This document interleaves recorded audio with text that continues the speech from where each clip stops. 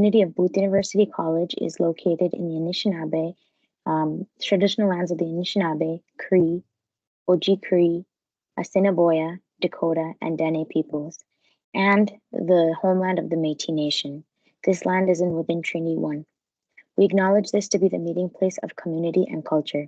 As in the past, uh, the diversity of peoples who occupy this land and the emerging culture that enrich our community today present us to an invitation to build a stronger community as we learn to walk gently with one another in the spirit of truth and reconciliation.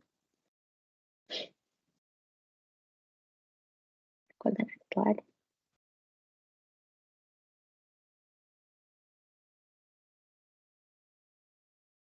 So here are our presenters. We have Nicolette with us. She's an admissions counselor for international students. Yes, Nicolette, say hi. I am the admissions counselor for mature and transfer students.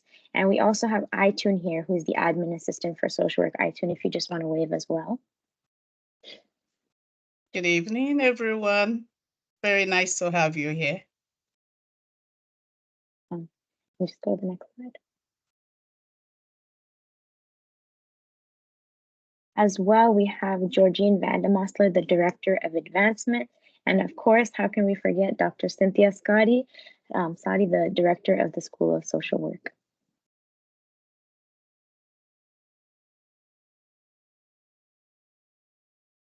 Okay, so situated in the heart of downtown Winnipeg, Booth UC is only a short walk from many of unique shops, cafes, and various outdoor parks. If you guys have kind of seen us, we're located in downtown. There's easy access to public transportation. As well, we're very close to the Exchange District and the Winnipeg Art Gallery. And as well, there's a lot of surrounding neighborhoods. If you're ever looking into dining experiences, everything is very nearby.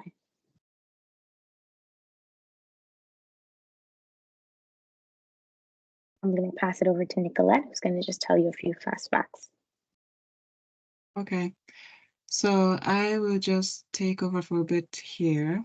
Along with Booth University College being located downtown, some fun facts about Booth College is it started out as a Bible college in 1982 and now has matured to and grown into a college that now gives out bachelor degrees such as social work.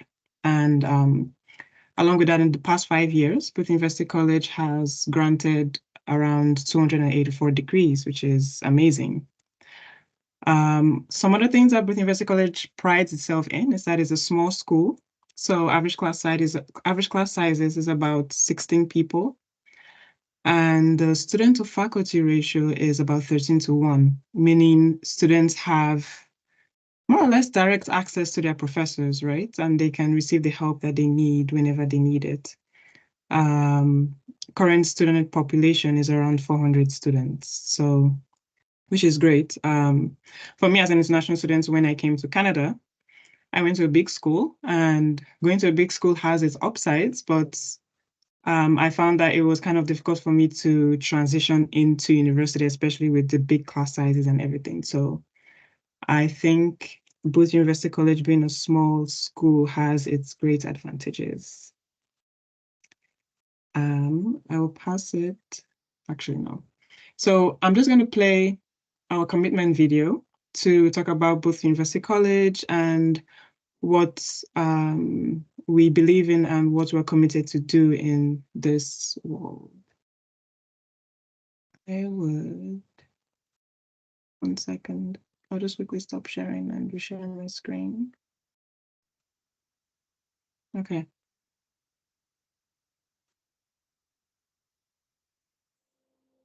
Not all of us set out to change the world. But for those of us who do, knowing where to begin can be hard. Because the world, though beautiful, is broken in so many ways. Some ways that make it seem like one person can't possibly make a difference. And other ways that are just easier to ignore. But we don't believe in an easy world. We believe in a better world. At Booth University College, change starts on the front lines, where we can make the biggest difference. and where others might be afraid to go. We fight for justice. We bridge divides, and we share ideas. Because as an institution grounded in the Christian faith, we know a better world is possible.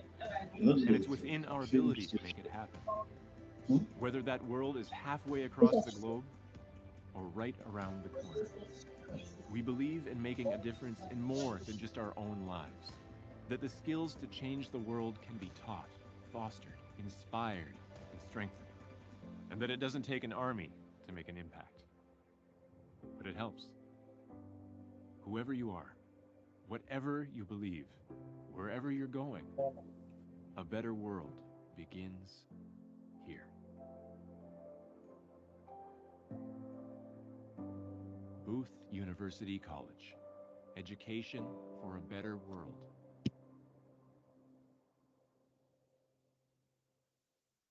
Right, so that was just a short video on more on who Booth University College is, and like was said at the end of the video, Booth University College aims for education for a better world, right? Because Booth University College is very community-centered and seeing how they can better the community that they're in. So I would just pass it over to Cynthia here. Hello, everyone. So the video actually does set a good stage for us to talk about why social work, why go into this profession. Social work is about helping people to help themselves. That's a very simple definition of what it is about. And it's about making a difference in people's lives and also making changes within our communities. It's a professional degree that will give you the knowledge and the skills that you need to work with individuals, to work with families, as well as communities and organizations. Social work is based on a fundamental principle that respects the dignity and the worth of everyone, and so respects diversity. It is about service to humanity. It pursues social justice. And if you are someone who wants to see people thrive, then maybe social work is for you. So let's go to what you can do with a social work degree. What can you do with such a degree? A social work degree opens the door to limitless career opportunities. Social workers work hand in hand with, like they work in a broad range of practice settings. That you can see these on the slides. These are just examples. Um, we are connected to about 180 organizations. That's at least. So we have more than 180 organizations that we are connected to. And notable among them are WRHA, which is Winnipeg Regional Health Authority. And that alone has about 25 different organizations under it. We are connected to CFS, connected to indigenous agencies, newcomer agencies, youth and other family support programs. And every week, I receive requests from different organizations asking us to refer students to them for jobs, even students students who are yet to graduate, right? That is how much social workers are needed. So even though our students are still, some of them, are still in practicum, they are still needed for these jobs that keep coming up every day, especially CFS.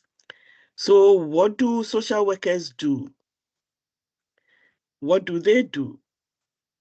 I have a list of rules on the slide for you. Social workers, we play several roles. We do counseling, we advocate for those whose voices go unheard. We link people to resources, we do crisis intervention, We are involved in community capacity building, education, mediation. We are involved in policy development and analysis. And I could go on and on. So it's like basically from working with individuals to working with communities, managing programs and policy planning. But then there are certain personal attributes that you need as a social worker. It's not just about the skills or knowledge that you gain in class. There are some very important attributes that you need for practice. And it is very difficult to succeed in this field if you don't have those attributes. And I've listed a number of them on the slide. But not to worry though, if you don't have some of these attributes. Our program has courses that instills this in our students. And so our program not only gives you skills to succeed as a social worker, but you end up with personal qualities that improve your relationships with people. So people in general, right? So even in your personal life, you find that your relationship with your family and friends even improves. And so social work is like an all-rounded profession that helps you not only to succeed on the job, but also to make improvements in your personal life.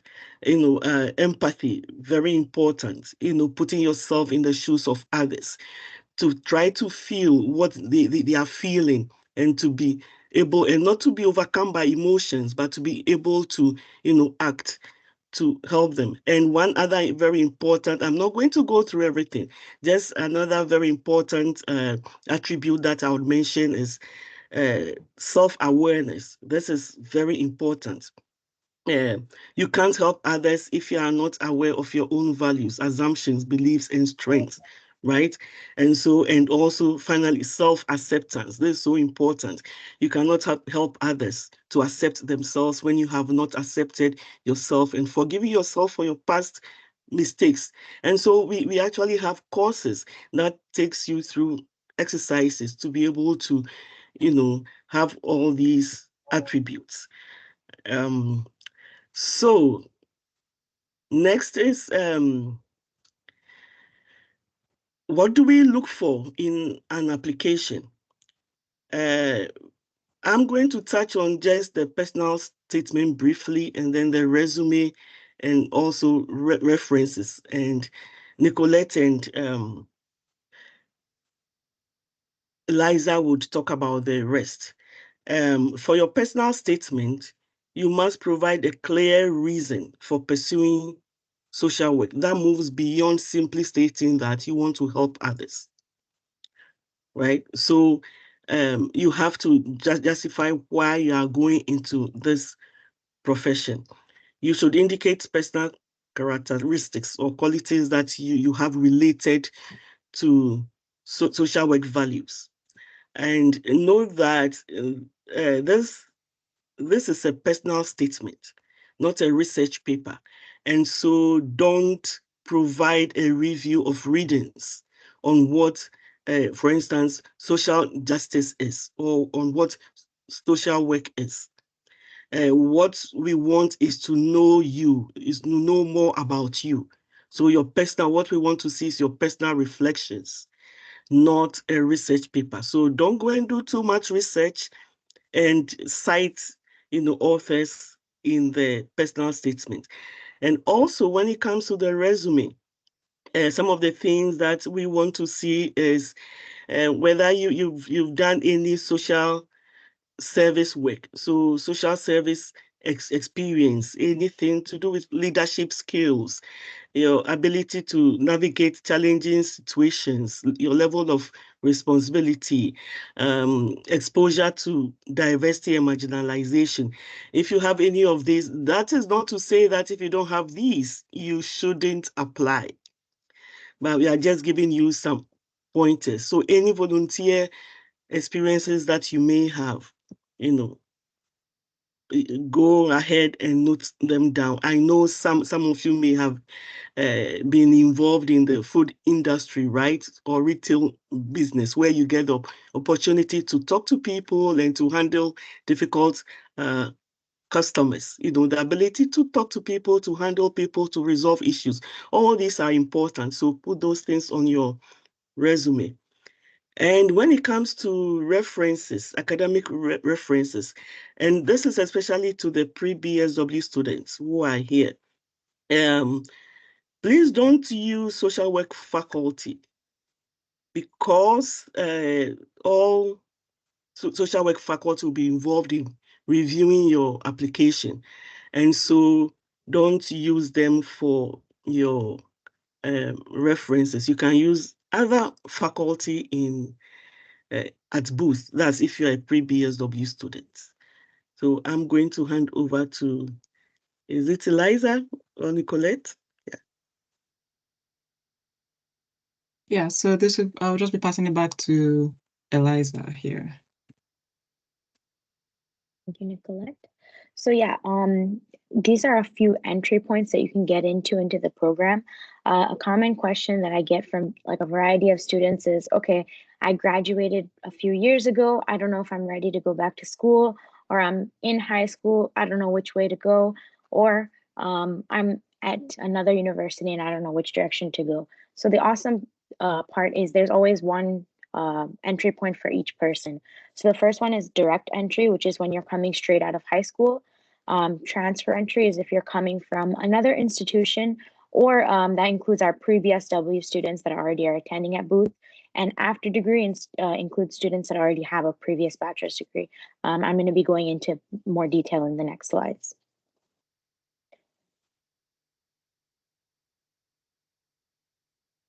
Yeah. So with program structure, I'm sure you guys will probably have more questions for Dr. Sottie about this, but specifically with the field placement practicums, there's about 2 field placement practicums in both programs. And the practicums are completed after 60 credit hours, so like after 2 years for the 4-year students, and after 30 credit hours for the after degree. So kind of like in your second year as an after degree student. And then for part-time students, the timing of the practicum placement may vary as well. So yeah, she'll probably go into more detail with that.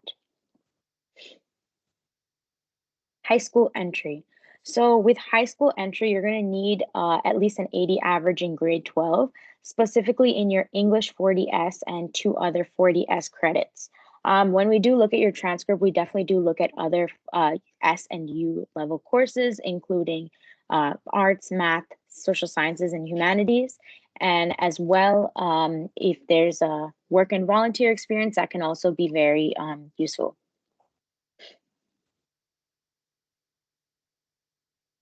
Okay, so for transfer entry, something that is very important to keep in mind is that in order to transfer into the social work program, you need at least 21 credits. Now, when you think of 21 credits, 3 credits is about 1 course. So you would need at least about 7 courses to be eligible. As well, you'd need relevant work and volunteer experience and at least a 2.5 CGPA on a 4.0 scale. I know a lot of institutions that, a lot of students that go to other institutions, they might follow a 4.5 scale. Just know that we follow a different scale, which is 4.0. As well, you would need, if you were to transfer from another school, like about 60 credits, which is about 2 years, is like the maximum you can transfer.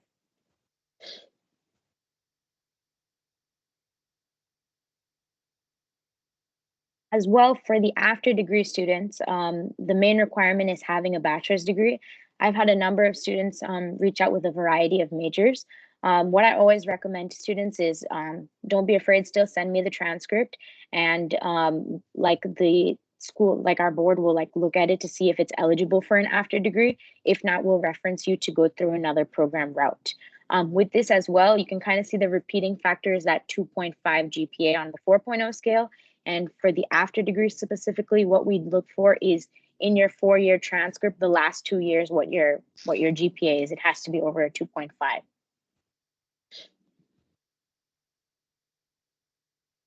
So what if I do not meet the program requirements?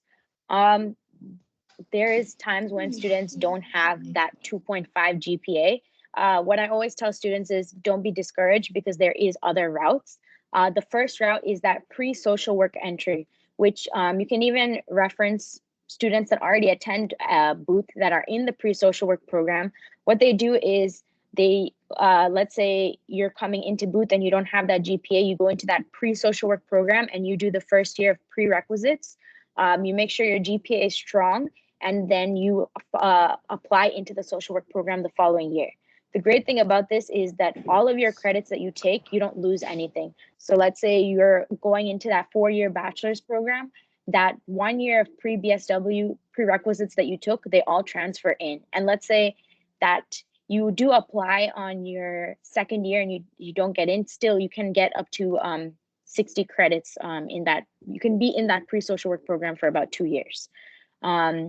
Let's say you don't have so our minimum requirement for general admission is a 2.0. If students don't have that as well, what we recommend is coming in as an occasional student. So an occasional student is similar to a visiting student. So as a visiting student, you can take a certain number of courses.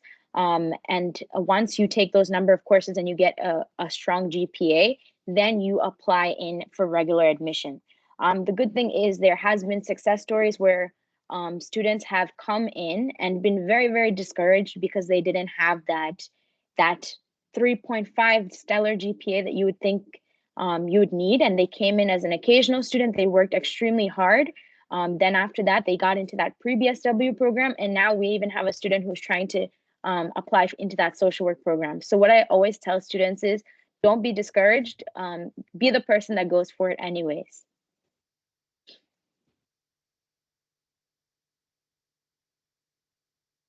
Okay, so application components. So if you've, let's say, already opened a social work application, which I know a number of students already have, you've probably already seen this. So there's transcripts of submission, resumes, personal statement, and references. And I'm going to go more into detail in the next slides. So there's 2 transcripts. I've received a variety of transcripts, but I would kind of differentiate the 2. So when you're first starting an application, you first would send an unofficial transcript. That can be a picture of a transcript, maybe you have lying at home, or even a photocopy you might have in your computer. What you would do is you would send that either to me, Nicolette, or iTunes wouldn't really have to worry because the students would already be going to Booth. But you would send it to us, and then we would evaluate that transcript. And then once it's good to go, we'll tell you, hey, like, we think you should continue the application, send in your official transcript. What I always recommend is sending that official transcript once you get all the marks in, so you don't have to keep paying for multiple transcripts. But that transcript, that official transcript, has to come from your institution. It cannot come from you, and it has to be sent directly to Booth. So it would go to the admissions@boothuc.ca email. Resume. Dr. Sottie did an excellent job already kind of talking about these components, but I'll kind of still touch base on them. But yeah, you would kind of submit a resume with your previous education and experience. Let's say you're in high school and you don't have as much experience. I always tell students just kind of list everything. If it's not good, we'll always tell you maybe to remove it. Worst case, you can always identify your employment and volunteer experiences, which are related to social or human services. Once again, if you don't have that, we'll find something that works. References. So with references, you can submit 1 academic and 1 work/volunteer reference. Let's say you've been out of school for a long time, then you can go ahead and go forward with sending 2 work/volunteer references. But we always do have a strong preference for academic references. And then that academic reference should be coming from either a current or former professor or teacher if you're in high school. So these are some acceptable references and some unacceptable references. So acceptable can be coming from your employer, volunteer supervisor, practicum supervisor, professionals, current supervisor, or former supervisor. Unacceptable references would be a family member, a friend, or a colleague. You would most likely be having a personal relationship with what would be considered an unacceptable reference. So yeah, what I would keep in mind is the acceptable ones.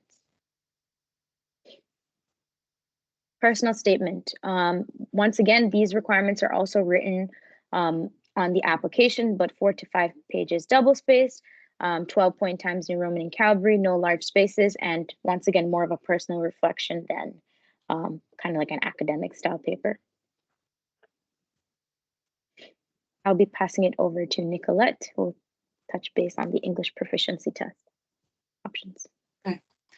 Hi, everyone. Like I was introduced, I'm the International Admissions Counselor, so I would be mentioning some things specifically for international students, along with the other things that are required for the application.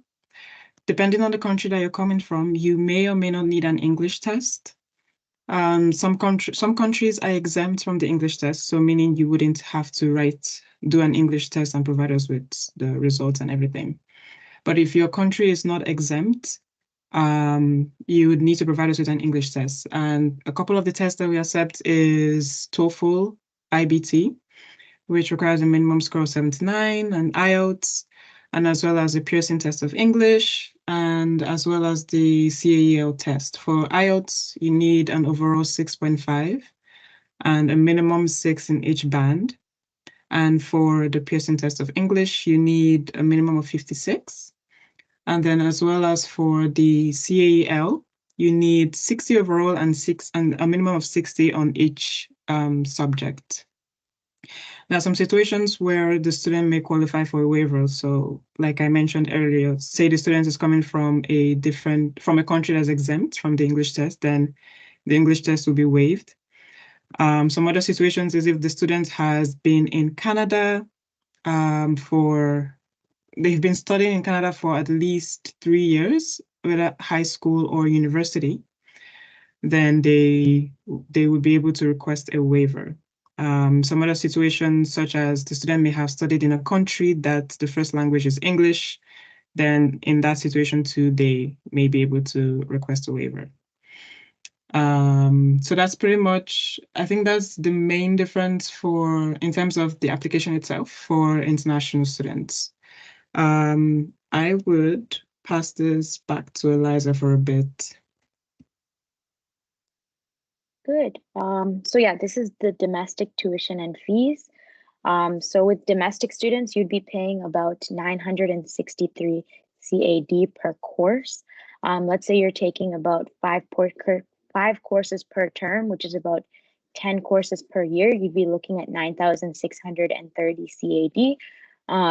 But once again, this price can vary. Let's say if you're applying for financial aid or you apply for scholarships and bursaries, this amount can always be reduced, as well as if you choose to take less courses.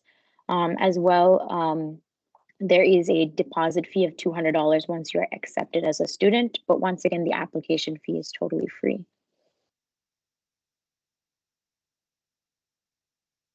Okay, so I'll just take over from Eliza here again.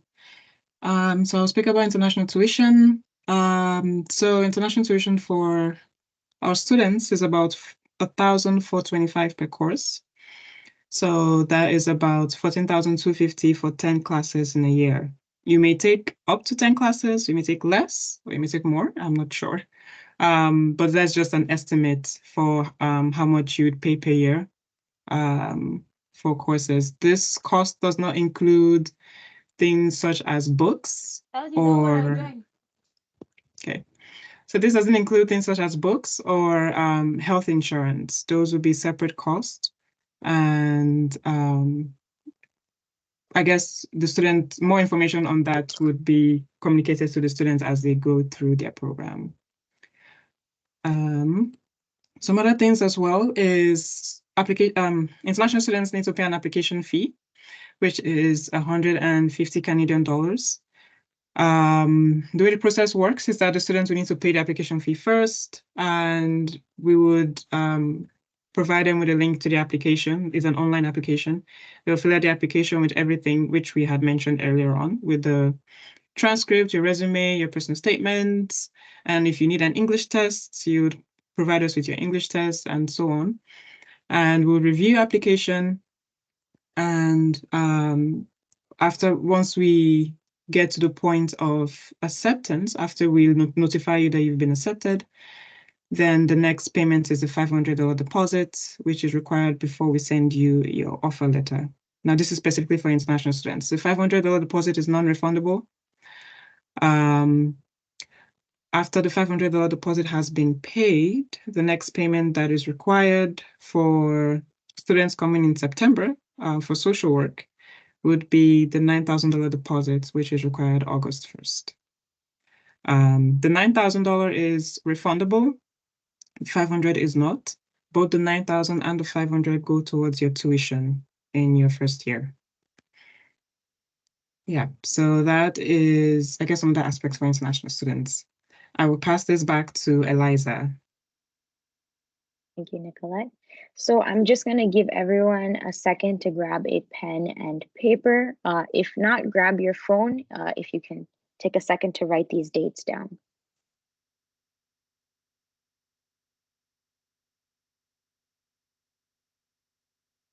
Okay, whenever you guys are good, just give me a thumbs up.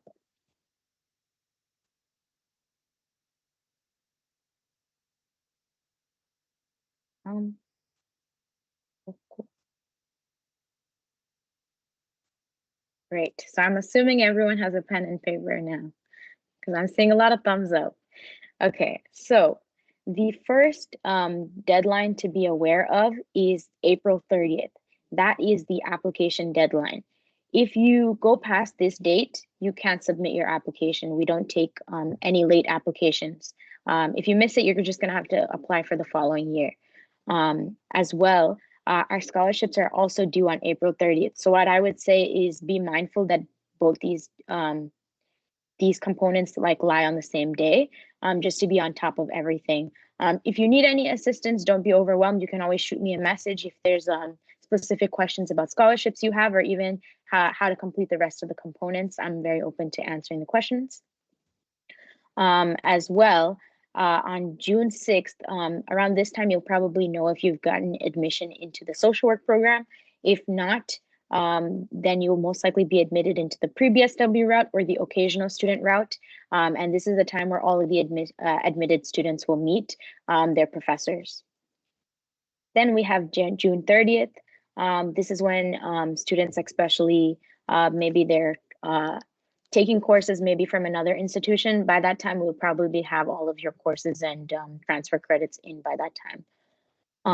August 1st, this is when, let's say your offer is conditional and you only had given an unofficial transcript, or maybe there was certain components that we were asking you to submit. By that time, everything should have been submitted. And then September 1st is the time when you will have to have all of your checks in. I always recommend students to keep this in mind, because a lot of students will kind of be on vacation mode and kind of forget that they have to get their checks done. If you're already working in support work, maybe you already have these checks done. So what I always recommend is just to be wary of these dates.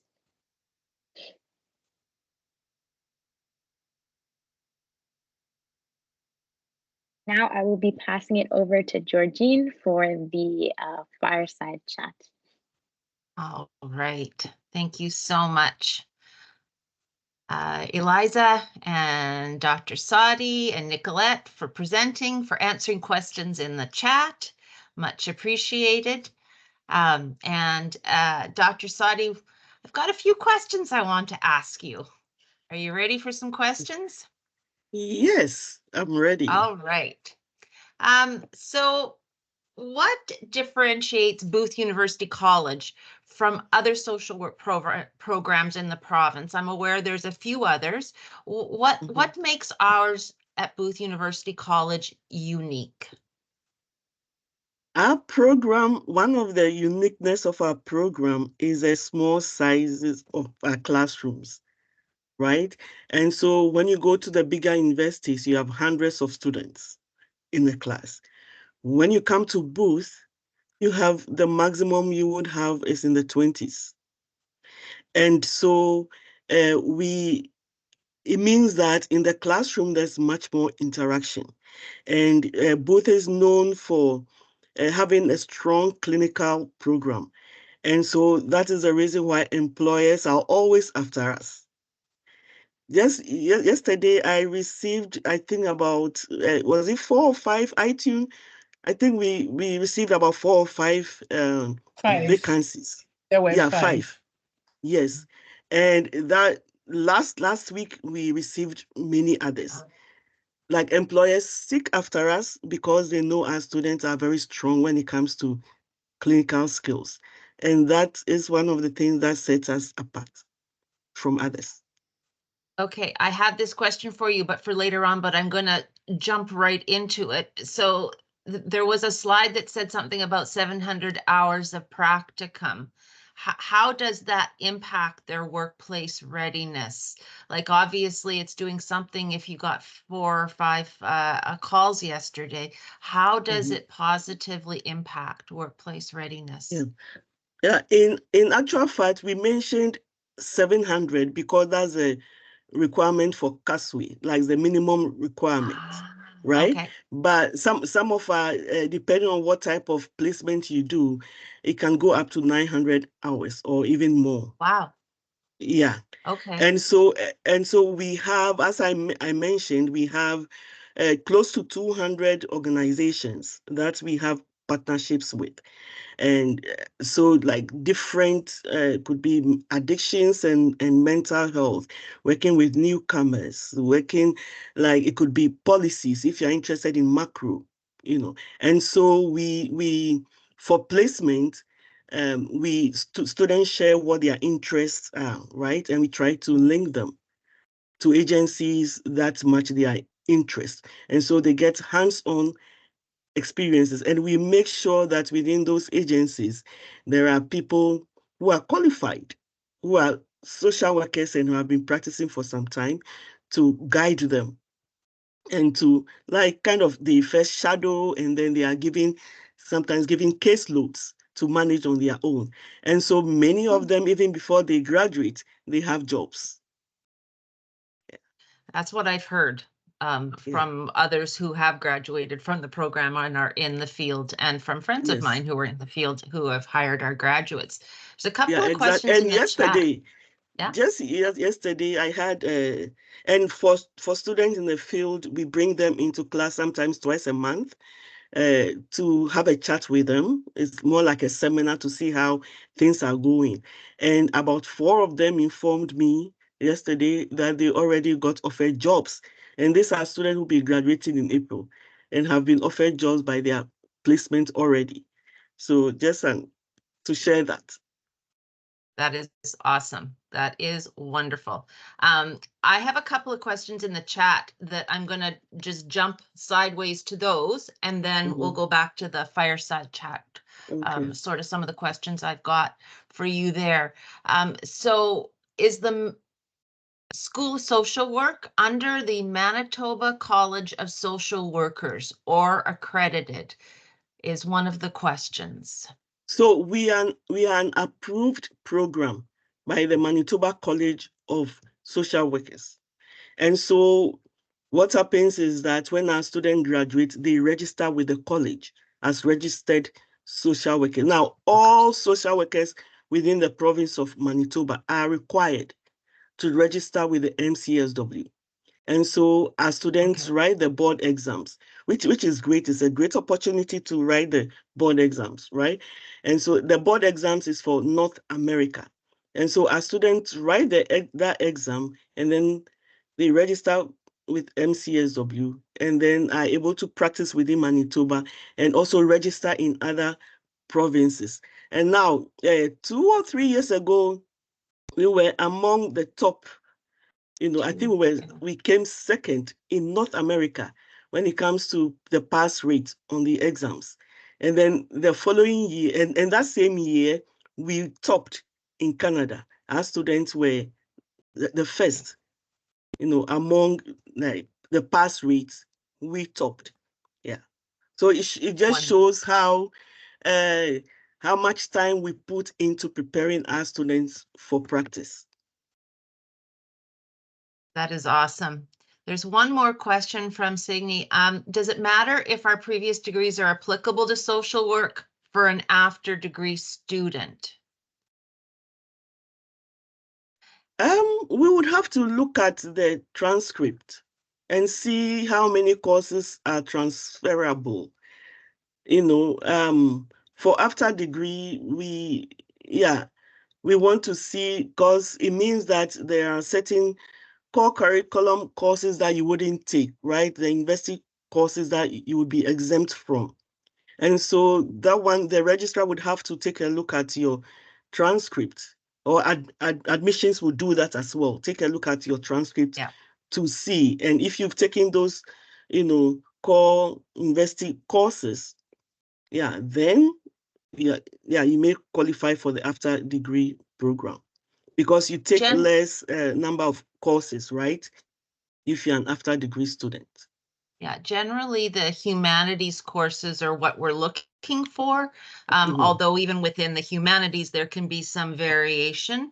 But I know with my engineering degree, I would not be qualified to do the after degree program. That much I do know.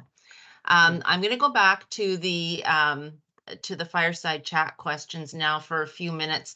I was wondering, Cynthia, are the courses available both in person and hybrid, or what format are they being taught? Some courses are available online. There are some courses that you can take online. Some are virtual, some are in person, some are hybrid. Hybrid meaning that it's live. There are some students in the classroom, and there are some students on either Teams or Zoom. So that is still live. The online ones are not live. Those are the ones that you can go in. There's a recording on the course site. You go in, even if it's in the middle of the night. You go in and listen to the recording, and then respond to questions in the discussion forum. But I would like to stress, however, that you can't complete this degree online. It's not possible. You can't. Because no, you cannot, because some of the classes are in person. As I mentioned earlier, for instance, our foundation courses, which are clinical courses, we role play in the class, right? So you are right there in the class, role playing with the instructor giving you feedback. And it will be difficult to do this online or virtually. Yeah, and so there are some courses that you can't. And also when it comes to field, right? Yeah. So when you have to be in the field. And so if you're an international student, it's not possible to complete this course just online. And that leads me to my next question. You talked about being in the field, being in person. Can I do that though if I live in another province? Like if I'm in Alberta, can I go at home and do my practicum somewhere else, or can I go back home overseas? We ask that the first practicum is done within Manitoba, because we are very familiar with the agencies in Manitoba, right? And we know the ones that meet our needs. When it's out of province, it's difficult to really figure out which agencies would meet the learning needs of students. And so that is not to say we don't have placement out of province, but usually they are second placements. And for that, we ask the students to contact those agencies on their own and then bring us the information. So we have a field education office. So the field education coordinator will then make contact with the agency just to make sure that they have everything in place for the students. One thing that we want to avoid is for agencies to treat our students like workers. Sometimes some agencies are short-staffed, and so they would agree to have students. And then when the students go, there is very little supervision. They just treat the students like staff. No, even in placement, you are still a student and need guidance. And so we want to ensure that, all those things are in place for the students' learning. I understand. So that's why it's important that you know the people that you're dealing with for the first placement. Yes, exactly. Okay. Well, that makes sense. Yeah. All right. Thank you so much, Dr. Sottie. We're going to step back from the fireside chat right now. I know that there are people with their hand up and there are questions in the chat. And I believe Eliza and Nicolette are going to moderate those questions and then direct them to whichever one of each other or Dr. Sottie or myself who can answer them. So I will hand it back to Eliza and Nicolette. Thanks again. Hi, so we have a question from Abuzaida, which says, can we practice outside of Manitoba without having any discrimination? Dr. Sottie, if you can touch base on that. Yes, of course. We have so many students who are working across Canada. Yeah, there's a bachelor's program, a Bachelor of Social Work program. So it's no different from any other program in Canada. So you can practice anywhere, not even just in Canada, but outside of Canada. Yeah. We have another question from Adobe. Hello, I have a degree in industrial chemistry with 10 years work experience in social services. I have worked with both international and national NGOs in Nigeria and currently on a CDC funded project as a family matters facilitator. I have written several to be with UC to confirm if I am eligible to apply for the after degree program. If you'd like to touch on that. Again, with this, we would have to, maybe I should have admissions answer this, because we would have to look at the courses that have been taken, right? Yeah. Yeah, to see whether they satisfy the core curriculum, courses. Yeah, because I can't say yes or no until I have a look at the transcript. I agree. So probably I would admissions could follow up. Yeah. There's always exceptions to the rule. And so yes, if we in admissions aren't quite able to make that call because it is on the line, then we do reach out to the faculty and they help with that decision. So, yeah.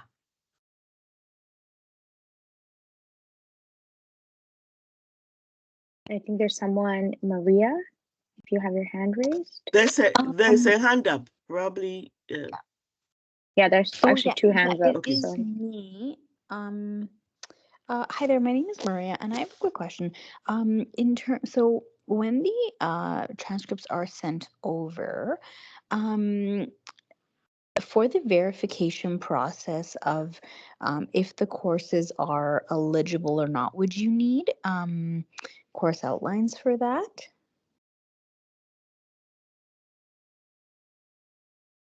Hello? Generally, the course description and where it's from will tell us enough. It has to do with a balance. It's not one course that's going to eliminate you from the pool. It's if you only have one course in humanities and the rest of them are all in science, for instance, then that would tip the scales. So we haven't gone as far as to request the course outlines other than if we ever assess you for a transfer credit. So if you were a transfer student, then that might be helpful, yes, because then our registrar would know more about the course content in order to be able to evaluate it for transfer. Okay, and then and then in terms of for the after degree, because I am currently working in the field. I have been for a few years, and so I was just wondering, would a placement or a practicum, would that be is there any way to comp that for like work hours? I'm just curious. Is there any way to count that? I would have to, if you are interested in that, we have what we call PLA, right? That's a parallel learning assessment. And so if we are able to waive the first practicum, not both. But then there's a process for that. There's a process to follow for that. And it means, and you would have to submit some work actually for that. And so this would be a discussion with the field education coordinator. Yeah, but we don't waive both. No. Okay. Okay. Okay, perfect. Thank you so much. I believe Kenora also has a question. For you, for the child abuse registry, that check that needs to be done, how recent or up to date does it have to be submitted? I think, if I'm not mistaken, I think it's within 6 months, right? Georgine, I think it's 6 believe months, so. isn't it? Yeah. I believe so, It's yes. 6 months. Yeah. Yes. Yeah. And I think that one takes a little bit of time. And so it's a good idea to do it early, right? Yeah, with the criminal record check, that one is fast. Like for those of you in Manitoba, you can go to just the police, headquarters downtown, and you get it there and then. But the child abuse registry, it takes quite some time, a few weeks for you to get that. I believe there's a 3-week waiting period right now. Oh, okay, then that is even fast. Yeah. Another question from Adobe Hero.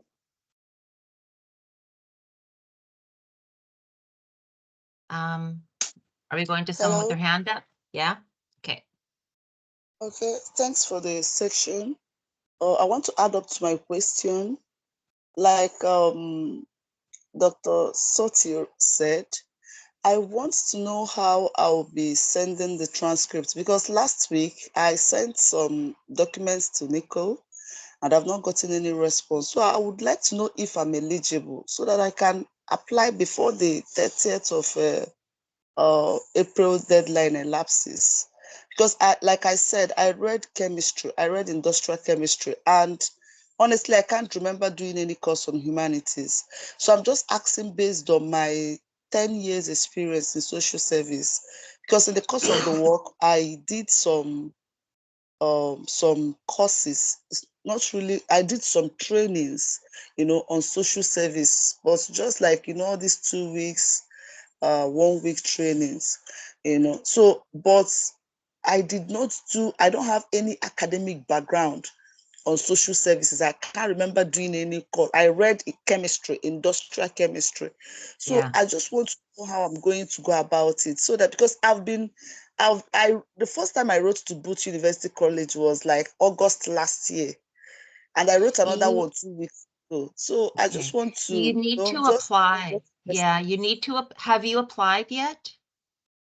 No, I've not. I need Okay. to be sure I'm eligible for that. You need to apply in order for us to assess if you're eligible. So generally that chemistry degree would mean that you'd need to come in as a 4-year student or a transfer student, probably as a pre-BSW student. But the only way to know for sure, we can't take a look at your transcripts until you've applied. So I encourage you to submit your application fee and apply, and then we'll take a look at your transcripts. Unfortunately, because it's competitive, that's the only way we can queue people up for review we take a look at everything before April 30th, and then it goes en masse to the Faculty of Social Work for evaluation. Does that make sense? Yeah, okay. Yeah. Okay. And not to jump the queue, but because it segues into this, how do we make the selection?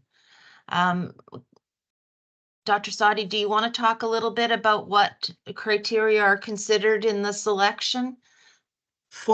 I can talk about what we like when the application, everything is complete and it's handed over to faculty, what we look at, right? And I think I've mentioned some of that already. And so we score the personal statement rather high. And so that is why I took the time to comment on that. And so a lot, besides your GPA and all that, we look at your personal statement as well. Yeah, so I would say that is very important. And also the references, what your bosses, maybe your supervisor at work, what they are saying about you, your professors, your teachers, what they say about you. Those things are also very important, and we look at that as well. And so for our side, when it comes to the department, those are the main things that we look at. And I know admissions also gives points for GPA and other stuff before those are handed over to us. Your application is handed over to us.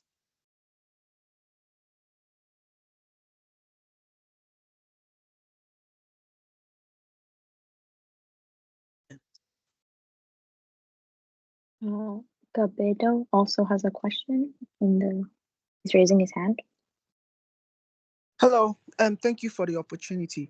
I just have a question regarding the reference.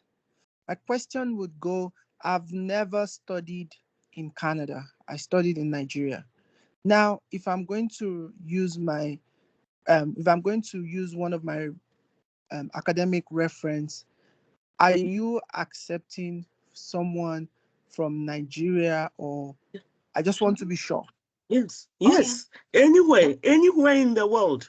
Yeah. Okay. So long as the person taught you, yes.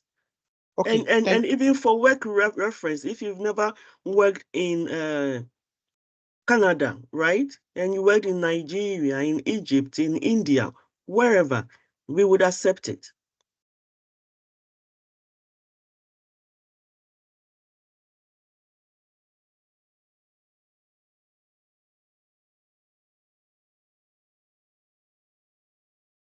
There's another hand up.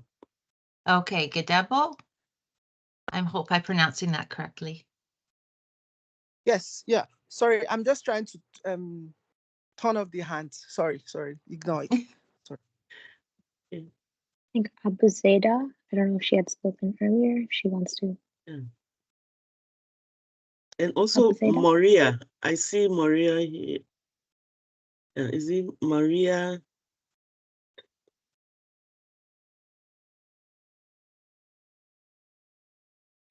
If you have your hand up, you can go ahead and ask.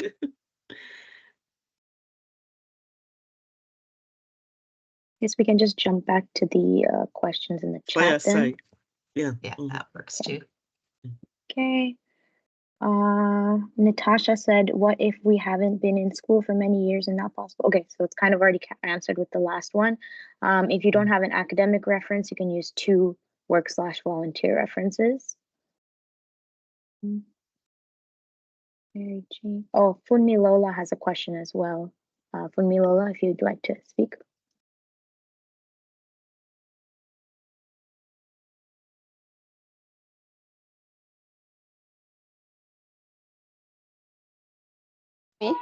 Hello, can you hear me? Hello? Yes, we can hear you. Yes. Okay, so my question would be about those of us that are working. I want to know how the program is going to run. If it's going to be part-time, are we going to be going to school weekends, or it will be fully online? So that's just because I was only, when I asked in the chat, the response I got was I could do a part-time. So I want to just be sure if it's going to be if I will be going to school, would it be weekends or everything would be virtual online? Yes, that's my question. Thank you. We don't have weekend classes unless it's an online class. And I'm wondering, are you in Canada? Yes, I am. I'm in Canada. You're in Canada, okay. Yes. And so some students decides to they decide to go part-time, right? Yeah. Yes. And so it depends if you are in Canada but an international student. I think I'm not qualified to go into immigration stuff, but I know there are some required number of credit hours that you must take if you're an international student every I'm not year. an international student. You are not an international, okay. Yes, I'm resident in Canada here, Manitoba. Okay, yes, so you can do part-time classes, Online. but as I mentioned, not all our courses are online, and so you cannot complete the degree online. Yes. Okay, so if we're going to be coming to classes, it will be weekday, right? It will be weekday. Yeah, we do have some Or evening evenings? classes Okay, sometimes. okay, Yeah, okay. but then Uh, again, there's no guarantee that all the courses you need would be in the evenings. okay. Yeah. Because I'm trying Yeah. to like figure out how to combine it with work, because I'm working at the moment. So I'm thinking Okay. of, yes, I'm considering that route. Okay. All Yeah. right, thank you. You're welcome. Okay, there was a question from Natasha. I don't know if it's been answered. They said that they've completed 2/3 of social work program already, but this was 6 years ago. Do I need to send a transcript when you have all that information already? If your schooling was done at Booth, we should be able to access your transcript here, and you would be considered a returning student. You do have to reapply though. So I would suggest, I see you've been in touch with Eliza, and you are up and running with the application process again, now that you have had this refresh of information. So submit a new application and we'll go from there. Yeah. And I think you should be able to complete within the 4 years, right?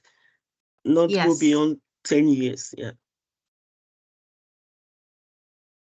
Yeah. In order to use the credits that you had from 6 years ago, it needs to be within 10-year time frame. So Yeah. that's what Cynthia is referring to. So Yeah. yeah. And Contact from Eliza. what, Natasha, from what you are saying, it looks like many of the courses have been done already, right? And so now we change the curriculum, right? And so we have to look at the courses that can be transferred to the new curriculum, but we can work that out. Yeah, we'll work that out. We'll- There's one question here from Abasedi. Have read a lot about the social work, but it is so close to community service work. Can you differentiate between CSW and BSW? Community I don't service know. work, was it a certificate program that you took? Because you would have a lot of people working in the social services field, and they are not necessarily social workers, right? Yeah, and so probably you may take some courses that would help you do some specific, like probably in the specific area of social services, but that does not make you a social worker, because there are we actually have 13 learning outcomes that all social work schools have to ensure that their program covers, right? And so social service degree or the CS, what you took, I don't think had that requirement, and may be completely different from social work. Yeah.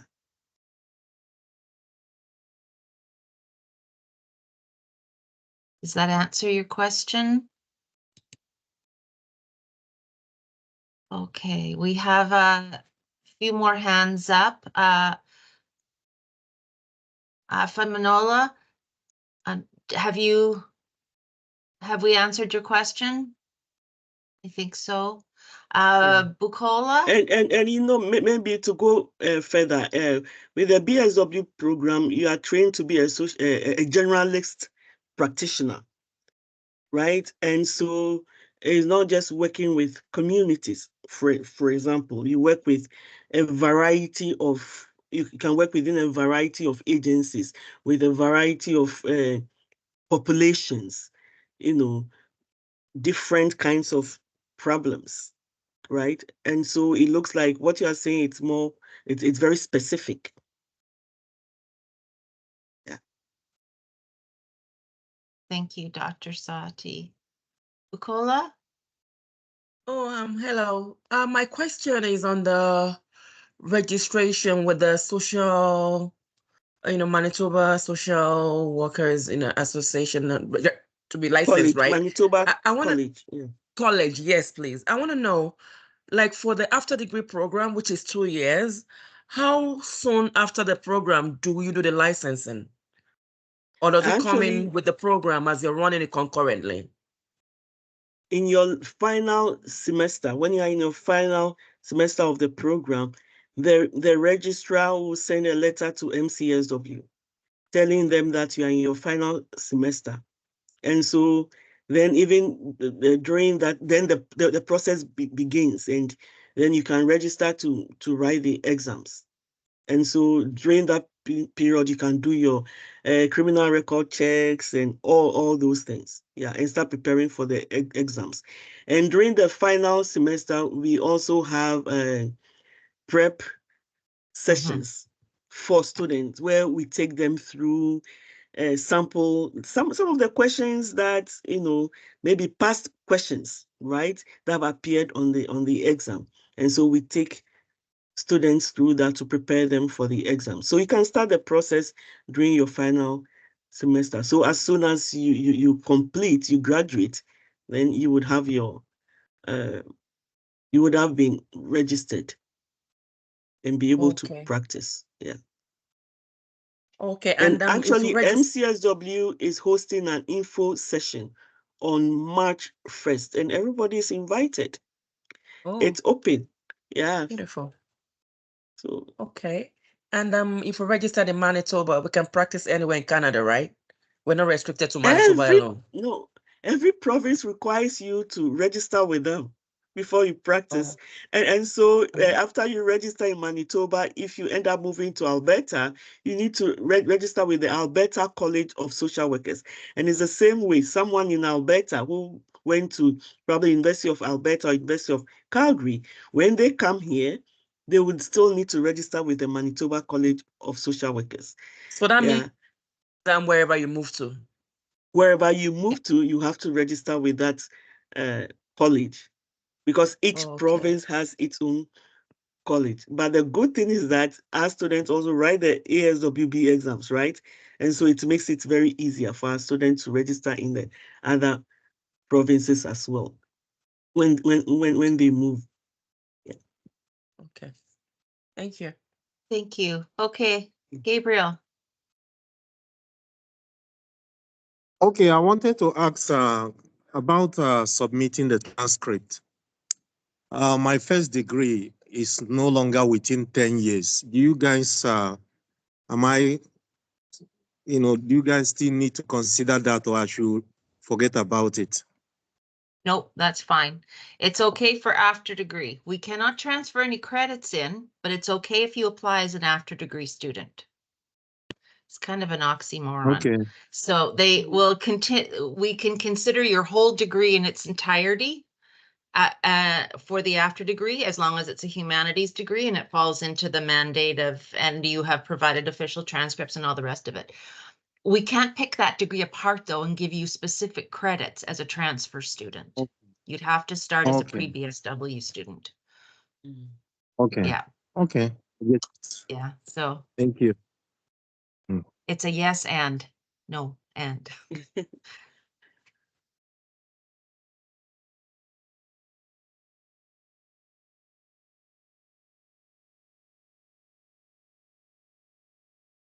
Pass it back to Eliza. There are two hands, like Bukola, Marie. Maria, and someone else. Yeah. I think Maria has their hand up again. I just have a quick question. Dr. Sadie, when is the information session for the College of Social Work? It's on March 1st. And do you know if that's online or if that's in person? It's not in person. I think it's virtual. I would look for it and post it. Yeah. Yeah, it's in the it's in the chat. Liza it's in the has put chat. it in Okay. the chat. All right. Yeah. Good. Okay, perfect. Yeah. Thank you. Yeah. So. Bukola, would you still like to go next? No, I was trying to lower my hands. Sorry. Is there anyone else that has any other questions?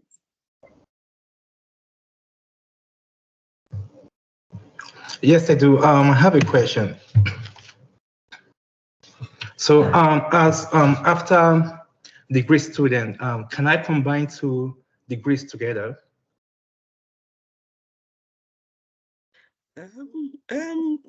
If you combine 2 degrees, you won't be able to finish in 2 years. That is the only thing you can do. I believe you can do as many degrees as you want, but then you can't finish in 2 years, right? After degrees is 2 years, and it's quite intensive. No, sorry, I actually meant, can I combine 2 transcripts together? That's my question. Oh, could you elaborate on that a bit? Because I have a university degree from Nigeria and a postgraduate diploma within Canada. So can I combine both transcripts? I think you can submit both, right? Yeah, so I think he's asking if he can combine both his degrees to apply for the after degree. After degree, yeah. Yeah. What is your first degree in? So my first degree is in child education, while the second degree is in human resource management. Yeah. Okay, As long as your marks are in, yeah. Those are both humanities degrees. Yeah. Exactly. And I'm currently working as a clinical case worker with over 10 years experience in this field. That's good. Yeah, that sounds good. All right. Liza's audio is giving her issues. So there are still 2 hands up. So Maria, did we answer your question, or because your hand is still up? Or is it just sometimes? There we go. All right. And I think did we just answer your question, Abasedi? Or was that somebody else? Okay, hand is down, hand is up. Do you have a question?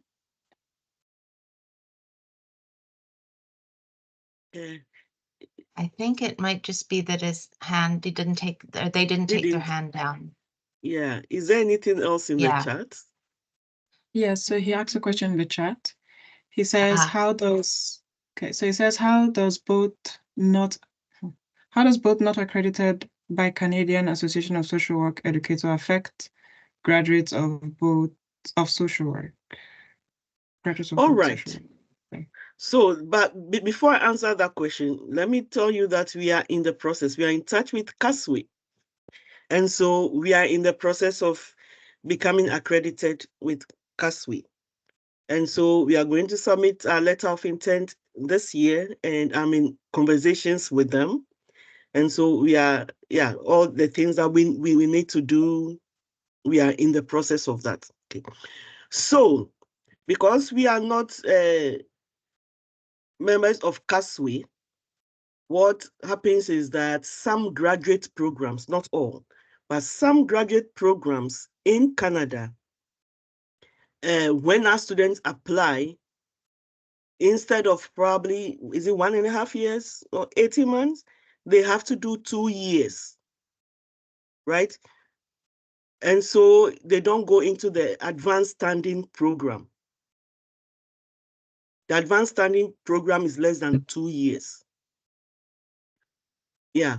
So some universities in Canada don't. But again, there are other universities in Canada that our students gain direct entry to for their MSW. An example, and I have a list which I could supply, but then what comes to mind is Wilfrid Laurier. A lot of our students, that's in Ontario, a lot of our students, go to Wilfrid Laurier. And also, I think there are a number of schools in the US also that admits our students. Yeah. So I hope that answers your question. But then when it comes to jobs, it doesn't bar our students not being accredited with CASWI. does not prevent our students from working anywhere in Canada. You know, our students are able to work anywhere in Canada and beyond. It's only when it comes to grad school that some of them, you know, require our students to do probably additional, is it year or a few months in addition. They don't gain direct entry, into graduate programs.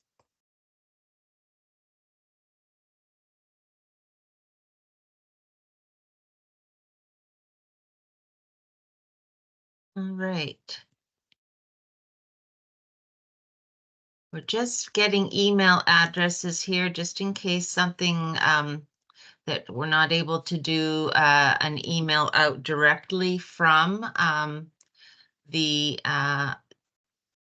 Teams program. So send your email addresses and we'll send you the details for the MCSW info session, gladly. We have one more question. Do you have job examples that previous graduates worked after your school? Oh, probably everything. Everything, like everything. Yeah. You can find our students in every organization, you know, in Winnipeg, in Manitoba, and many of them are beyond. You can find them in the hospitals, right? So WRHA and long-term care facilities. Many of them are in CFS. Some of them works with addiction services. Some of them are with crisis stabilization units. Some of them are with how do you call it? Rainbow Resource Center. Like they are all over the place. Yeah, and some of them are field instructors. You know, they are field instructors who are instructing students from University of Manitoba. Yeah. Some of them teach for us. Some of them teach for us. Yes. Yep. Some of them teach for us as well. And I don't know, for those of you in the pre-BSW program, I don't know if you know Jen Meixner. Jen Meixner, was a student. And then the director of Diana Bassi. Now, what's the last name? You remember Diana Bassi? She's and she's I've forgotten the position. She holds a very high position. Currently she was a past student. The executive director of the the Manitoba chapter of Canadian Mental Health Association is one of our graduates. It's one of our graduates. Yeah. And so, like, the opportunities are limitless. We have some in private practice. Yeah. So, all right. Yeah. Has everyone who wants the information for the info session from MCSW put their email in? I've got them all. What is there's a question. What is the pay scale of as a social worker, the pay scale? Okay, so recently, one of the jobs that were being asked to refer students to, and they specifically mentioned that they don't have to have graduated. It was between, is it between 59 or 51 and 89,000 a year? Between 85 to, 55 to 85,000. Okay, 55 to 85,000. There was another one that was around 55 to 89,000. Yeah, and that's right out of university. And they want them now, even before they graduate, if they can start now. Yeah. And just to lend a voice, for the students asking where students have worked, You know, so I'm directly responsible for posting these jobs when they come through Dr. Sottie. So I like to say that these are very reputable agencies, and if they don't find our degree valuable, they would not be writing to us and requesting our students even before they graduate to join their organization. So I think that should be very consoling for those who are worried about accreditation. Yeah. Agreed. And worried about jobs, right? It's not exactly. So now I post like jobs every day. every day. Every day. CFS needs people really, really badly, to the extent that even first years, you know, even if you are just starting, there are opportunities for you to start doing something. Of course, you are just starting, you are not a social worker yet, so there are certain jobs that they might not give to you, right? But then still there's something for you to do within the organization. Like newcomer, needs center or AIRCOM, you know, they work with newcomers and they need our students.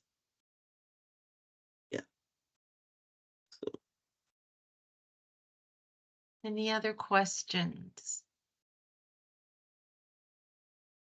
One, Nora.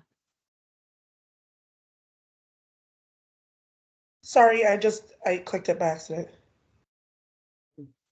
No worries. All right, those questions can keep coming to Nicolette and Eliza by email. Most of you are already hopefully connected with them. And if not, admissions@boothuc.ca is the way to get connected with them.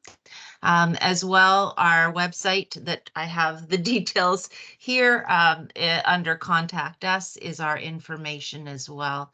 We've got all of your email addresses now in a list, and I thank you for taking the time. I thank you, Dr. Sottie.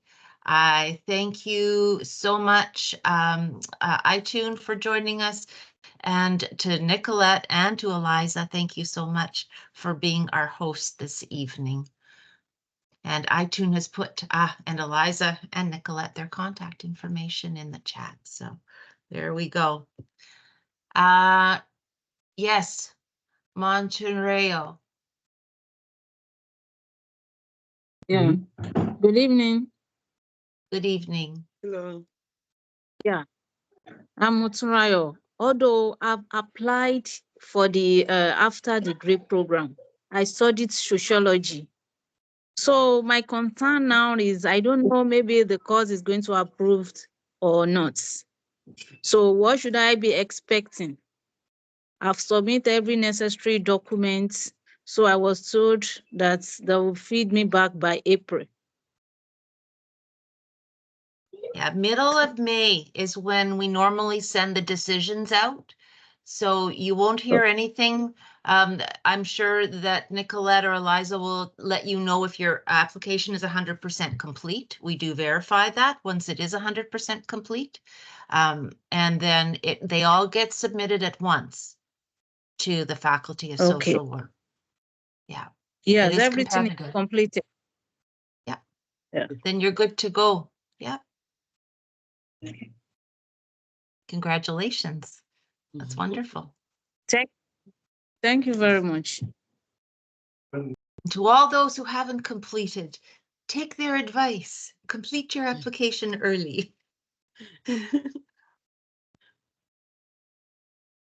All right. Thank you so much, everybody.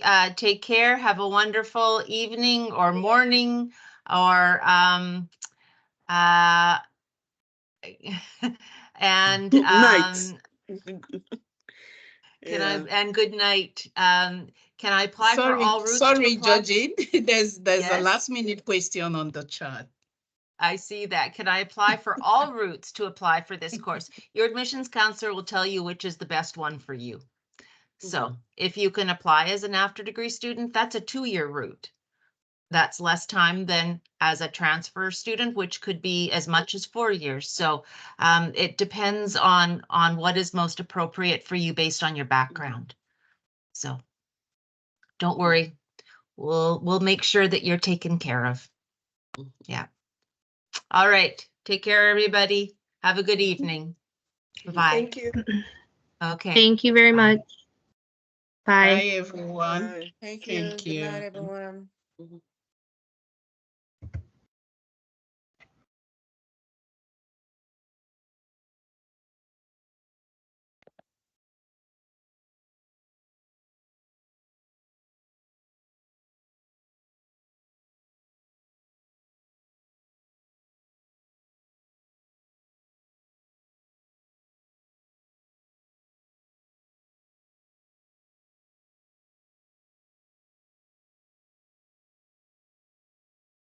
You're welcome.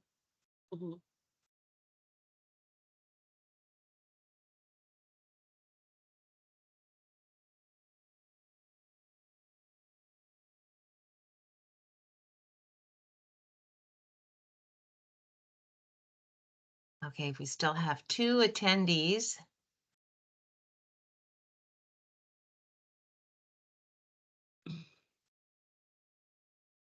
Eliza, I'm sure you can take. Yeah, I can remove them if you Yeah, want. yeah. Thank you, guys. Take Bye, care. Bye, Khalid. Khalid. Wow. There Yeah. we Okay, go. we're good now. Okay. Well done, team. I didn't have opportunity you want to to stop the present. recording? Yes. Okay. I'm going to edit it anyway, the front end and the back end. Or Okay.